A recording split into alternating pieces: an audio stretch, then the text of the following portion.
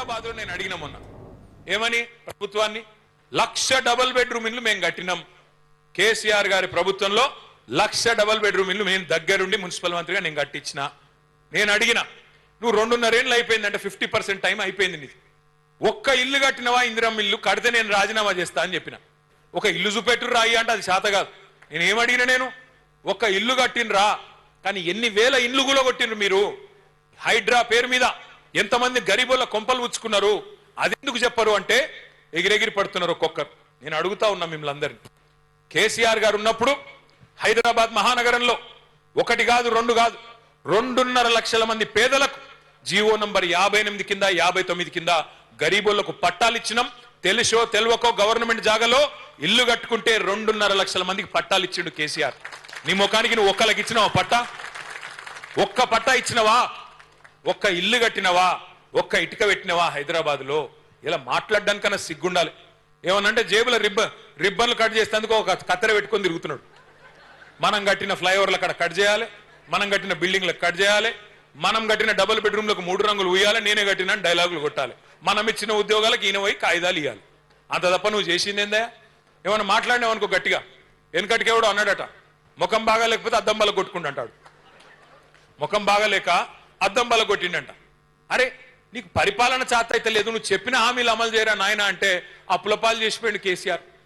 అప్పులైపోయింది, మొత్తం దివాలా తీసింది, ఐపీ పెట్టిన అని మాట్లాడతాడు. నేను అడుగుతా ఉన్నా రేవంత్ రెడ్డిని, సరే నువ్వు అన్నది నిజమే అనుకుందాం ఒక నిమిషానికి. కేసీఆర్ అప్పులు చేసిండు అంటున్నావు. ఏం చేసిండు కేసీఆర్ గారు అప్పులు చేసి? కేసీఆర్ గారు అప్పు చేసి 1,00,000 డబుల్ బెడ్రూమ్ ఇల్లు కట్టిండు హైదరాబాద్ లో. కేసీఆర్ గారు అప్పు చేసిండు. అప్పు చేసి ఏం చేసిండు? రైతుల ఖాతాల్లో 73,000 కోట్ల రూపాయలు వేసిండు కేసీఆర్ రైతు బంధు రూపంలో. కేసీఆర్ అప్పు చేసిండు, 2 సార్లు రుణమాఫీ చేసిండు, 30,000 కోట్లు రైతుల ఖాతాల్లో వేసిండు. కేసీఆర్ అప్పు చేసిండు భయ్. 1,00,000 కోట్లు ఖర్చు పెట్టి, 1 కాదు 2 కాదు 1,00,000 కోట్లు ఖర్చు పెట్టి కేసీఆర్ గారు విద్యుత్ వ్యవస్థ మొత్తం చక్కగా చేసిండు. అందుకే 24 గంటల కరెంటును 65 ఏళ్లలో ఇయ్యలేని దాన్ని ఒక 6 నెలలనే చేసి చూపెట్టిండు కేసీఆర్. కేసీఆర్ అప్పు చేసిండు, ఇంటింటికి నల్లా పెట్టి నీళ్లు ఇచ్చిండు. హైదరాబాద్ లో 20,000 లీటర్లు ఉచితంగా ఇచ్చిండు. ఎస్ కేసీఆర్ అప్పు చేసిండు.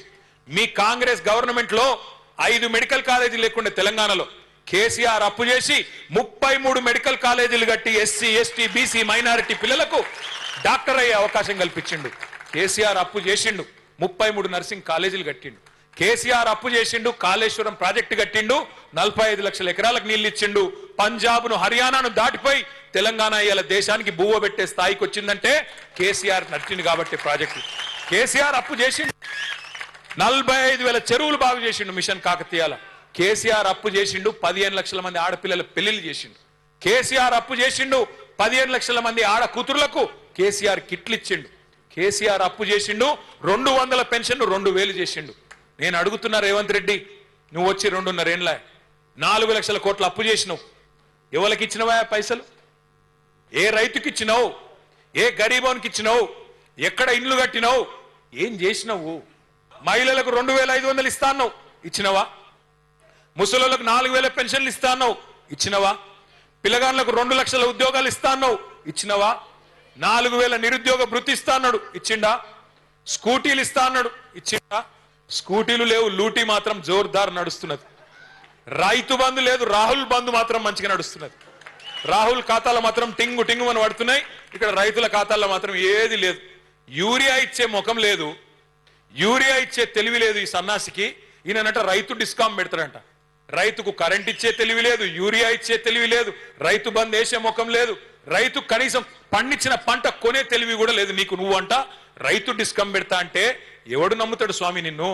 రేవంత్ రెడ్డి మాటలు ఎట్లున్నాయంటే రైతుల గురించి, నేతి బీరకాయలో నెయ్యి ఎంతుంటదో రేవంత్ రెడ్డికి రైతుల మీద గంతే ప్రేమ ఉన్నది. మైసూర్ పాకులో మైసూర్ ఎంత ఉంటుందో రేవంత్ రెడ్డి రైతు డిస్కంలో రైతు గంతే ఉన్నాడు.